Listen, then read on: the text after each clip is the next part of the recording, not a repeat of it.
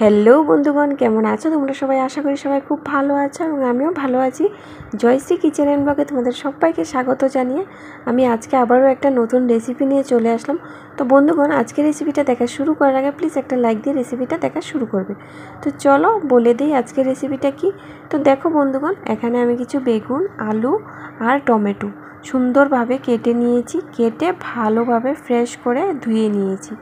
ধুয়ে এখানটায় রেখে দিলাম জলটা যাতে একটু ঝরে যায়, কারণ এই বেগুন তারপর আলু সবগুলা জলটা ঝেড়ে গেলে তারপর কিন্তু এগুলা রান্না করতে খুবই ভালো হয়, তো তার জন্য। তো দেখো তারপর এখানে আমি কি নিয়েছি এগুলা দেখে নিশ্চয়ই বুঝতে পারছো, এগুলা হলো মাছের ডিম। তো মাছের ডিম সাথে আছে নুন, হলুদ আর পেঁয়াজ কুচি আর একটু বেসন দিয়েছি। তো দেখো সবগুলাকে আমি একসাথে সুন্দরভাবে মিক্সড করে নিচ্ছি, সবগুলাকে একসাথে ভালোভাবে হাতের সাহায্যে মিক্সড করে নিচ্ছি। তো আজকের রেসিপিটা কিন্তু মাছের ডিমের সুন্দর দারুণ একটা রেসিপি হতে চলেছে। তো কি হতে চলেছে বা কীভাবে রান্না করছি সেটা তোমরা অবশ্যই দেখো, সাথে থাকো, দেখতে থাকো। তো দেখো বন্ধুগণ, আমি খুব সুন্দরভাবে এগুলাকে সবগুলো একসাথে মিক্সড করে নিচ্ছি আর মোটামুটি হয়ে গেছে, মিক্সড হয়ে গেছে। তো তোমরা চাইলে এটাতে কাঁচা লঙ্কা অ্যাড করতে পারো। তো আমার ঘরে বাচ্চা আছে বলে আমি এটাতে কাঁচা লঙ্কা দেবো না। তোমাদের যদি ভালো লাগে তোমরা এটাতে কাঁচা লঙ্কাও দিতে পারো। তো দেখো সুন্দরভাবে এগুলা মিক্সড হয়ে গেছে, দেখতেই পাচ্ছ। তো আমি আসলে এটার মধ্যে বেসন দিইনি, আমি দিয়েছি চালের গুঁড়ো। তো চালের গুঁড়ো বা বেসন যে কোনো একটা দিতে পারো। তো দেখো তারপর আমি এখানে কড়াইটা বসিয়ে দিলাম, দেখতেই পাচ্ছ। তো বসিয়ে আমি এখানে একে একে একদম ছোট ছোটোভাবে বড়া করে নেব, মাছের ডিমের বড়া করে নেব ছোট ছোট শেপে। তো দেখো আমি দিয়ে দিচ্ছি, আর তেলটা কিন্তু আগে থেকেই গরম হয়ে গেছে। তো তার জন্য তারপর এখন আমি বড়াগুলা তৈরি করে নিচ্ছি। তো একে একে আমি সবগুলা দিয়ে দেব। আর বন্ধুগণ, আজকের রেসিপিটা তোমরা যারা যারা দেখতে এসেছো প্লিজ চ্যানেলটাকে সাবস্ক্রাইব করে দেবে। যারা যারা নতুন বন্ধুরা আছো সাবস্ক্রাইব করে পাশে থাকা বেল আইকনটা ক্লিক করে দিও, কারণ যখন আমি কিছু নতুন নতুন ভিডিও বা ব্লগ বা রেসিপি আপলোড করব তখন তোমাদের কাছে যাতে খুব সহজেই নোটিফিকেশানটা চলে যায়। তো দেখো বন্ধুগণ, আমি এই কথাটা বলতে বলতে কিন্তু সবগুলা বড়া দিয়ে দিলাম। তো দেখতেই পাচ্ছ, এইবার আমি এটাকে এপিঠ থেকে অপর পিঠটা উল্টিয়ে নেব। তো দেখো দেওয়া হয়ে গেছে। তো আমি সবগুলা দেইনি, আরও কিছু বাকি রয়ে গেছে। তো অল্প অল্প করে দিয়ে বড়াটা আমি তৈরি করছি। তো দেখো খুব সুন্দরভাবে একদম লাল লাল হয়েছে, দেখতেই পাচ্ছ খুব সুন্দর হয়েছে। তো ভালোভাবে আমি বড়াগুলা করে নিচ্ছি।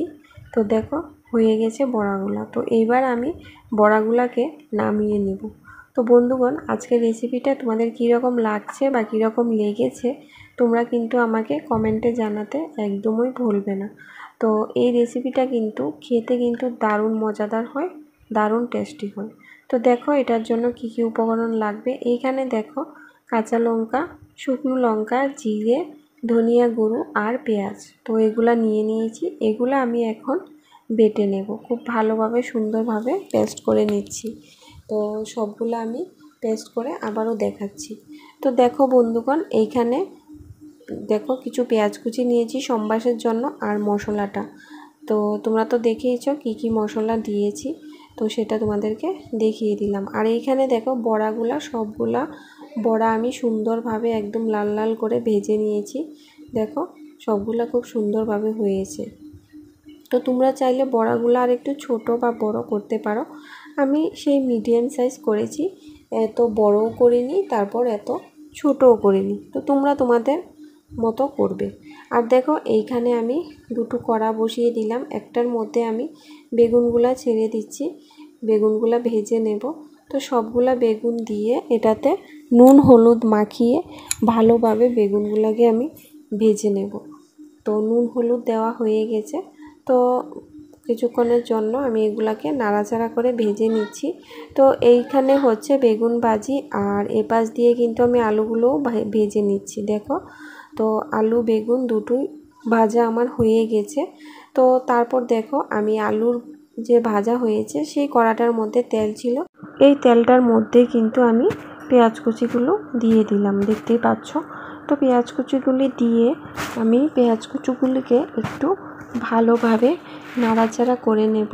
তো যখন পেঁয়াজ কুচিগুলি একটু লাল লাল হয়ে যাবে তখন আমি মশলাটা দিয়ে দেব। তো দেখো বন্ধুগণ, পেঁয়াজ কুচিগুলি মোটামুটি হয়ে গেছে, লাল লাল হয়ে গেছে।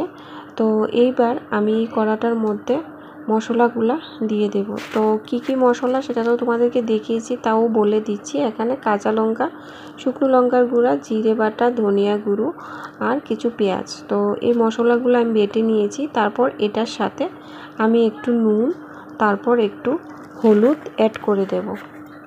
দিয়ে এগুলাকে একটু ভালোভাবে আবারও নাড়াচাড়া করে নেব যতক্ষণ পর্যন্ত না মশলা থেকে তেলটা ছেড়ে নিচ্ছে।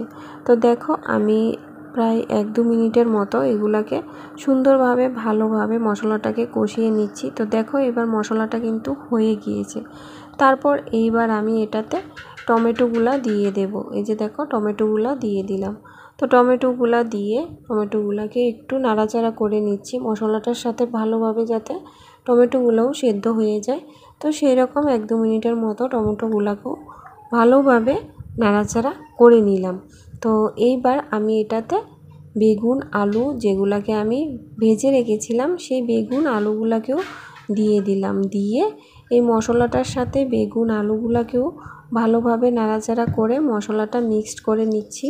তো দেখো টমেটোগুলা মোটামুটি হয়ে গেছে। তো টমেটোগুলা হয়ে যাবে, বাকি এই ভাজার সাথেই টমেটোগুলা হয়ে যাবে। তো এইবারে আমি বেগুন আলু টমেটো সবগুলো একসাথে নাড়াচাড়া করে নিয়েছি। তারপর এটাতে আমি পরিমাণ মতো জল দিয়ে দিলাম, বলতে ঝোল দিয়ে দিলাম। তো যতটুক লাগবে তোমরা তোমাদের সেই পরিমাণ মতো দিয়ে দেবে। যদি ঝোলটা বেশি রাখতে চাও বেশি দেবে, যদি মনে করো অল্প পরিমাণে ঝোলটা রাখবে সেই পরিমাণে দেবে। তো আমি মিডিয়াম সাইজে মিডিয়াম মতোই জলটা দিলাম। তো যতটুক প্রয়োজন সেই অনুযায়ী আমি জলটা দিলাম। তো এবার কিছুক্ষণের জন্য প্রায় 2-3 মিনিটের মতো আমি এটাকে রেখে দেব যাতে জলটা সেদ্ধ হয়ে যায়। তো দেখো তারপর জলটা সেদ্ধ হয়ে গেছে, মোটামুটি সবগুলাই সেদ্ধ হয়ে গেছে। তো এবার আমি এটাতে বড়াগুলা দিয়ে দিলাম। তো সবগুলা বড়াই দিয়ে দিলাম। আর ঝোলটা এরকমই থাকা ভালো, কারণ বড়াগুলো আরও ঝোলগুলাকে টেনে নেবে। তো এইবার আমি একটু নাড়াচাড়া করে আবারও কয়েক মিনিট রেখে বড়াগুলা যাতে ঝোলটার সাথে সবগুলার সাথে মিক্সড হয়ে যায়, একটু সেদ্ধ হয়ে যায়। তো 2-3 মিনিটের মতো আবারও রেখে দেব। রেখে সেদ্ধ হওয়ার পর এগুলাকে নামিয়ে নেব। তো দেখো বন্ধুগণ, আমার আজকের রেসিপিটা অলমোস্ট হয়ে গেছে। তারপর আমি এগুলাকে নামিয়ে তোমাদের সামনে নিয়ে আসছি। তো দেখো আমি নামিয়ে নিলাম, আর ঝোলটা দেখতেই পাচ্ছ কতটুক আছে। তো এই ঝোলটা কিছুক্ষণ পরে যতটুক আছে সেটাও কমে যাবে। আর বন্ধুগণ, আজকের রেসিপিটা কীরকম লাগলো তোমরা কমেন্টে জানাবে। আর যদি একটু বেশি ভালো লেগে থাকে তাহলে লাইক শেয়ার কমেন্ট অবশ্যই করে দেবে। যদি কেউ নতুন বন্ধু থেকে থাকো প্লিজ চ্যানেলটাকে সাবস্ক্রাইব করে পাশে থাকা বেল আইকনটা ক্লিক করে দিও, কারণ যখন আমি কিছু নতুন নতুন রেসিপি বা ব্লগ শেয়ার করব তোমাদের কাছে খুব সহজেই নোটিফিকেশান চলে যাবে। তো চলো বন্ধুগণ, আজকের রেসিপিটা এখানেই শেষ করলাম। আবারও আরেকটা নতুন দিনে নতুন ব্লগ বা রেসিপি নিয়ে তোমাদের সামনে চলে আসব। তো চলো সবাই ভালো থাকো, সুস্থ থাকো। আজকের মতো এখানেই শেষ করলাম, এবং তোমরা সবাই আমার পাশে সব সময় থাকো। তো চলো সবাইকে টাটা, বাই।